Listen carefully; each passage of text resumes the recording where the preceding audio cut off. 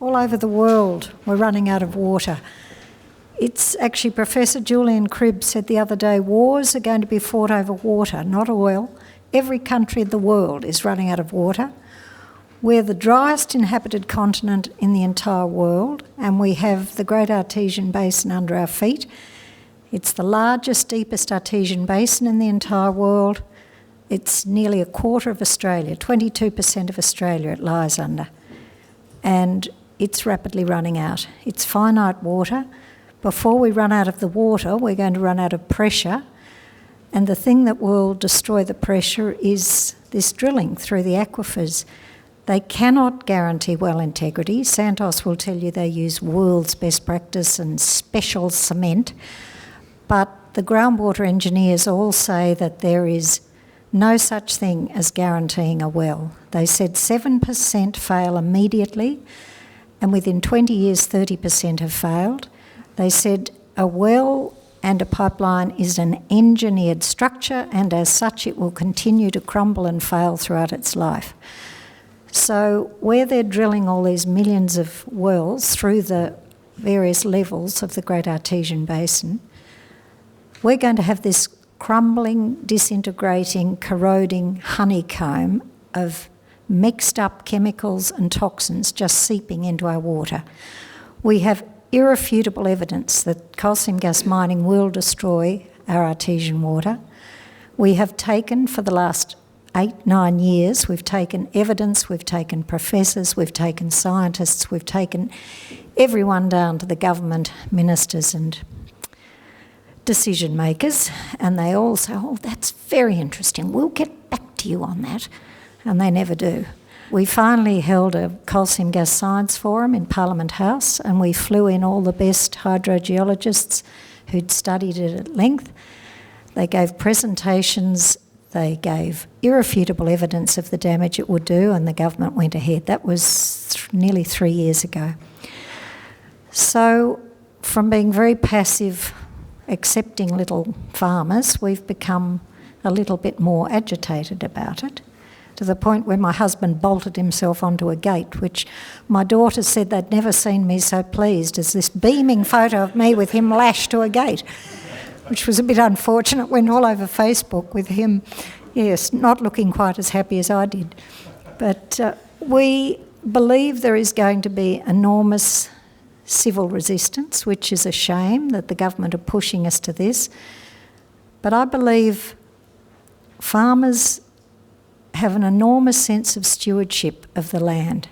And it's not just the groundwater, it's the surface water, it's the Murray-Darling Basin.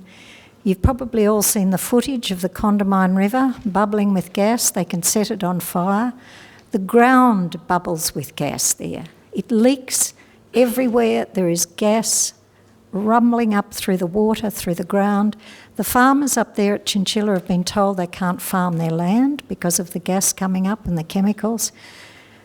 The coal seams are full of all these ancient elements: arsenic, cadmium, mercury, lead, uranium, thorium.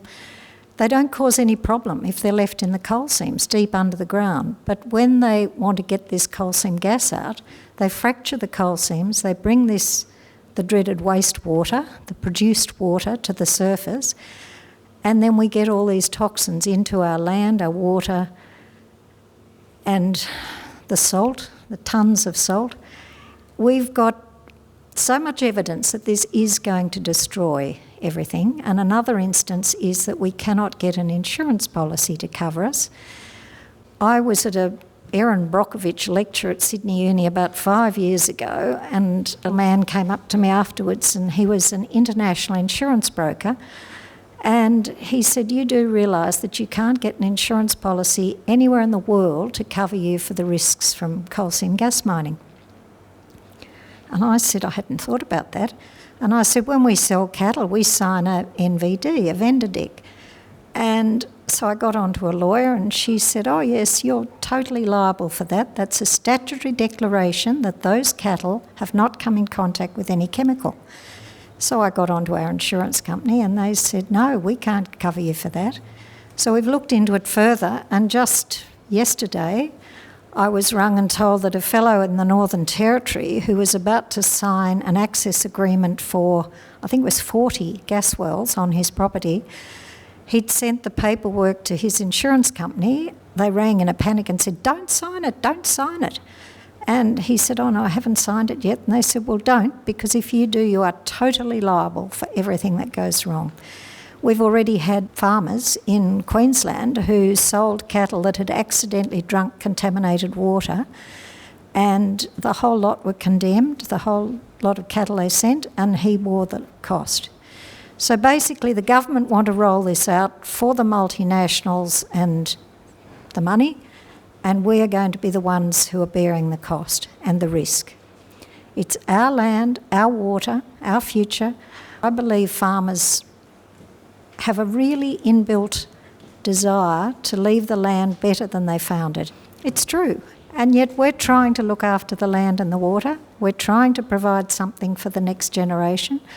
I'm nearly 70. I think I'll have enough food and water for me, but it's the future ones coming on. And I think it's absolutely important that we all stand up. And I know the pipeline is what we're meant to be talking about, but if we can stop the gas pipeline, we can stop the gas project, because they can't get it out without it. If we stop the gas project in the Pilliga, we can stop them rolling out across all this farmland. That's their little toehold. That's the only place they could get going, because we resisted it, and I believe this is our chance to stop it. We've also proved that communities can stop it. When we found out about it and went and spoke to our shire councils, we did gas fill-free community surveys. Our councils declared a moratorium probably 5 years ago. They wrote to the Premier and said, "We'll never let you on." We got legal advice. If you have an improvement, you can stop them coming on. They said, "We'll never let you use our roads or our land." And we did an enormous gas fill-free survey around our area, and so far we've done 3.2 million hectares of the northwest.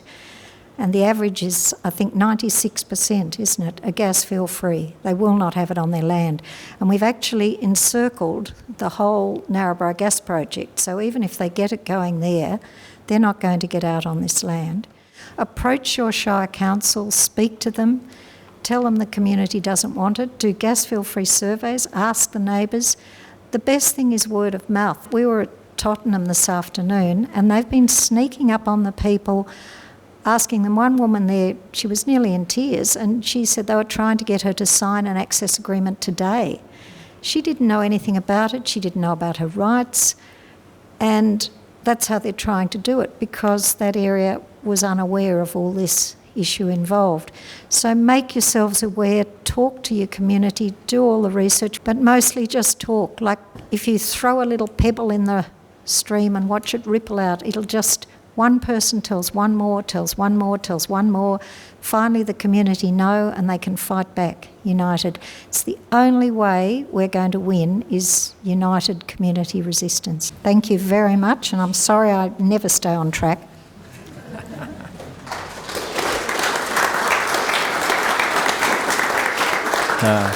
That's why we love you so much, Anne. Thank you.